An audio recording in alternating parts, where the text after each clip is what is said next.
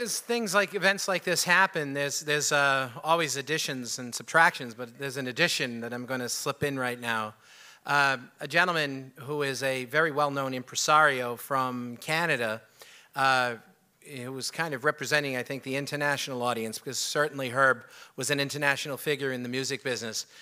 He produces many concerts, theatrical productions in Canada. He flew down from Montreal today, and he has to fly back because he actually has a big stage production that he needs to produce tonight. So I'm going to bring him up here to say a few words about Herb, because he's actually written a book that's going to be published in November. And he'll tell you about that book, and he'll tell you about Herb's significance to it. Please welcome to the United States and to this gathering this morning, Mr. Didier Morissonneau.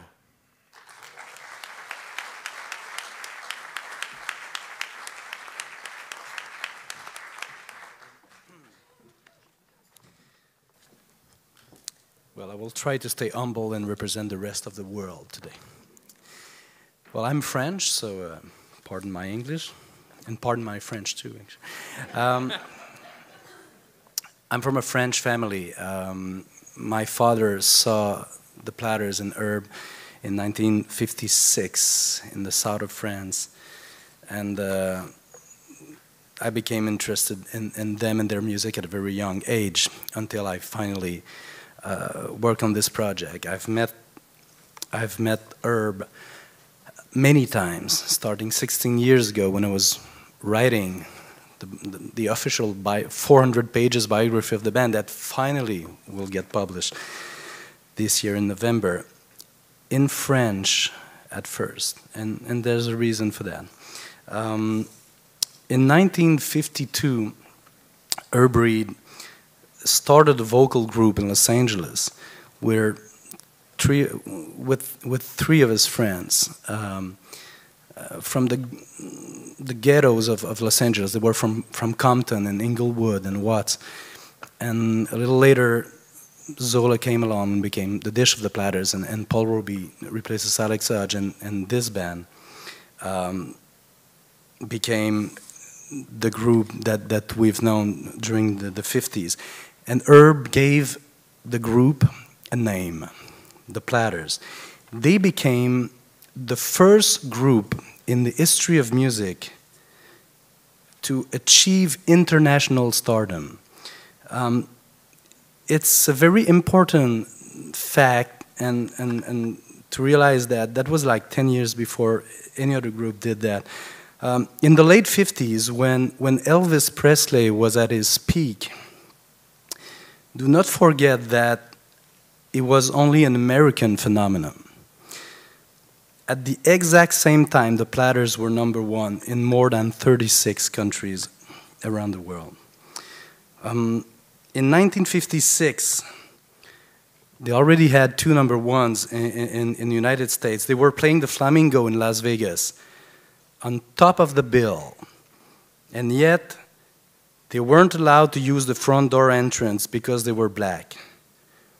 And in that same year, they were welcomed in Paris by the Republican guards with their swords out, and the mayor of Paris, and the red carpet, and there was a red carpet for them in the Olympia, and yes, facing the front door. And they went on to play the Olympia for 2 months with a young Quincy Jones as their young conductor. He was only like 22. In Italy and France, they were treated like kings. They played the first television show ever in Greece. They sang for the royal family at the Royal Albert Hall in London. They opened the World Exhibition in Brussels in 1957. They met the Pope in Rome for a private audience for half an hour. I mean, even Bono didn't get that. True fact. They toured North Africa during Algeria's civil war, and almost every country in South America, and then Asia, Philippines, and Japan. And you must realize that this was all in the 50s. in many of those countries, the Platters songs were the first English song to reach #1 on their national charts. Don't forget that English, almost everywhere in the world, was and still is a foreign language. So it was the international community that made them stars. They were embraced without prejudice the world over. I have the deepest respect for Herb, who started it all. I'm very touched and honored to be here today to honor his memory. So thank you all. Thank you, Herb, for the Platters truly were America's musical gift to the world. Thank you.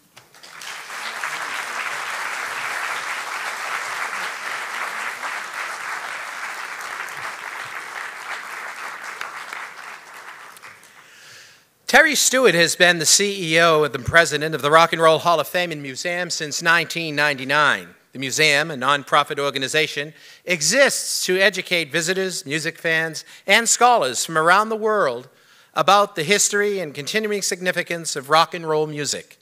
Since opening in 1995, the museum has welcomed more than 8 million people, with annual visitors coming from all 50 states in the United States and more than 100 countries. Stewart was born in Mobile, Alabama, and raised in the nearby town of Daphne. He earned 2 undergraduate degrees, a Bachelor of Science in Engineering and a Bachelor of Arts in Education from Rutgers University in New Jersey in 1969. Then, in 1972 and 1974, he went on to earn his MBA in Finance and a JD in Law from Cornell University. Stewart spent the next 15 years building a very traditional business background. And in 1989, he joined Marvel Entertainment Group, a leader in the fields of publishing, merchandising, advertising, trading cards, toys, software, and children's television. Marvel is best known for its comic book characters, including Spider-Man, the X-Men, the Incredible Hulk, Blade, Silver Surfer, and an additional 3,000 or so superheroes. In 1991, Marvel went public, and Stewart was named CNBC Marketing Executive of the Year. During his 9 years at Marvel, he served as president and chief operating officer, and later as its vice chairman. Long active in civic and philanthropic endeavors, Stewart currently serves on many boards, including the board of Rhythm and Blues Foundation in Philadelphia. Stewart is distinguished recipient of numerous awards. Terry is well known as an avid collector of pop culture memorabilia. His extensive collection includes a world-class record collection, which I'm sure Platters records are in there, concert and movie posters, rock and roll memorabilia, and a collection of jukeboxes. Please welcome Mr. Terry Stewart.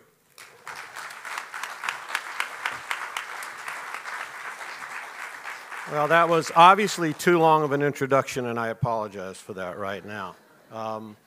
There's an old adage, but thank you, Frank. There's an old adage in show business that many people here know better than I do. You should never follow a children's act, a dog act, that guy Bowser, John down there, and the Reverend over here, and that French guy that showed up and took most of my speech too. But okay, we're going to push forward here anyway.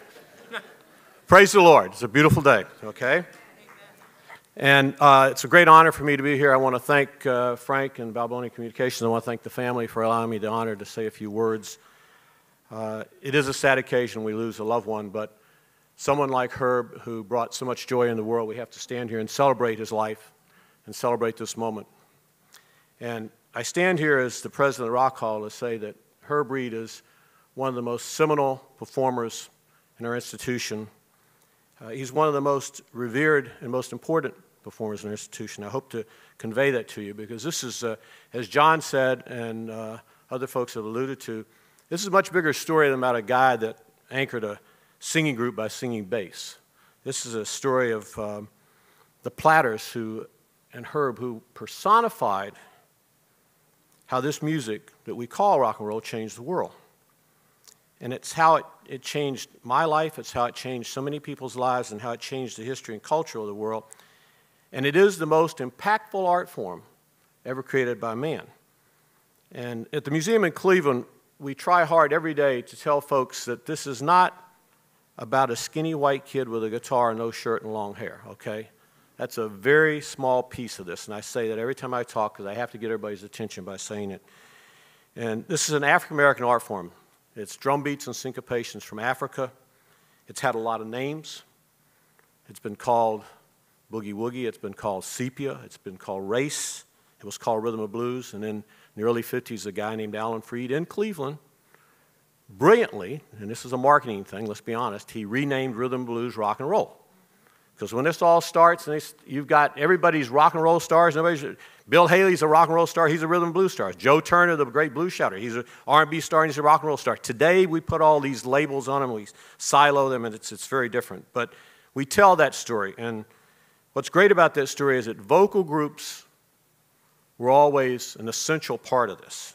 Now, some of us, there are a few peeps out there as old as me and John who remember the Mills Brothers, the Ink Spots. And those groups are incredibly important. They're some of the building blocks of this music. And there, of course, were the blues shouters, Wynonie Harris, Joe Turner, great R&B stars. But vocal groups were always a keystone of this music that we call rock and roll. And I reflect today just for a moment with the passing of Herb because I worry about that tradition disappearing. Since the 90s and the sort of disappearance, even though they're still out there, Boyz II Men and some of the great black groups, other than a few boy bands, maybe a couple coming out of London now again, who knew? You know, I'm worried about this tradition disappearing. We're not here really to just talk about that, but I want to talk about the Platters because they were revolutionary. And it's been said already here on this stage today a couple of times what they really were. And that's hard to believe. You listen to a Platters song today and you go, how could that be controversial? How could that be unusual? It's such beautiful music, but I'm old enough to remember when this came up, it didn't matter how good you were, as whether you got heard, whether you could get played on the radio. And the Platters managed to break through that barrier, and it made them very different. I mean, you had 4 men and a lovely lady, and it doesn't sound like that would have been a big deal, but it was. And we owe so much to their heritage. And they, as has been said before, they were different. And Herb starts it right out by that name that people talk about, the Platters. Today, of course, now records are actually coming back, if you folks don't know it. There's a lot of vinyl out there now. It's bigger than it has been since 1991, actually, more vinyl sales. But it's hard enough for anybody, a kid, to know what a record is, never mind the connection between Platters and records. So he starts right out being unusual because he lives in the tradition of a great singer named Jimmy Ricks. Jimmy Ricks, who was the bass singer of the Ravens. And as much as I get a lot of crap, and rightly so, about who's not inducted, one of the folks that have to be inducted to the Ravens, that is the first of what they call the bird groups. The Ravens start in the middle 40s, and Jimmy Ricks is one of the first ever lead bass singers. And everybody, it seemed like, was a bird group after that. And I mean, you think of a bird, I can tell you there was a group, and I can tell you what song they sang. But here comes Herb, and he has the prescience of mind to reach out and grab this great name called the Platters. So right from the beginning, they were different. And, they were more enduring. I mean, Herb, 60 years. Almost 60 years he did this, And as has been said here before, he did other things. They did it everywhere in the world. And the gentleman's absolutely right. Elvis and a lot of other stars, we know them as being huge in the United States, but even today, some of them don't have that legacy overseas. But also, the Platters were on TV. They were in movies.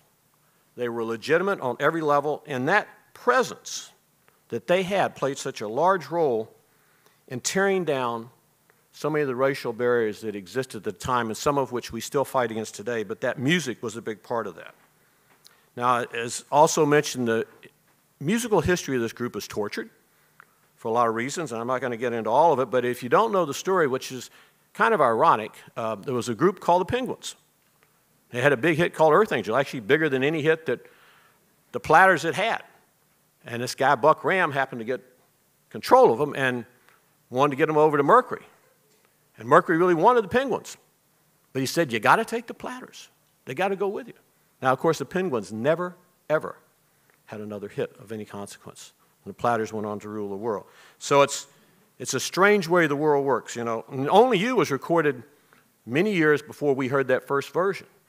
And then it was redone in that more stylized version that the Platters did on Mercury, and that's really what tore the Doors down. And as I said, they were unique. It's been said here today again. They were unique in their sound, and moreover, everybody loved the Platters. I mean, my parents loved the Platters. My parents, turned off the TV that day Elvis came on and started laughing at it and pointing at it and saying, you can't listen to that music. But the Platters were good. I don't know that, and I growing up, again, in L.A., Lower Alabama. Yes, that's what we call it. Growing up in L.A., I don't know that my folks actually knew they were African American. They did. They might have made me turn the radio off again because my folks are from the South. But, fortunately, we moved past that. And what hasn't been said, I think they had the first top 10 album by a rock and roll group, 40 chart hits. I mean, they were just everything. And they still are today. I mean, as I close, I just want to repeat that Herb and the Platters changed the world. They created a legacy that continues today, and something tells me we're going to get a little bit of a taste of that later in this service today. And I'm thrilled about that. Herb did it by doing what he did best, and what he loved was to sing, and he fought for the rights that he deserved and for the rights of everybody else. On a more personal level, I want to thank the Platters. Because those of you who are old enough and remember this stuff probably know that there wouldn't have been any of those parties in the basement with the blue lights on doing that slow dance, because a lot of us didn't dance fast. So I'm here to bless the day that happened. God bless you, Herb Reed. God bless the Platters, and thank you for your legacy and tradition. Thank you for having me.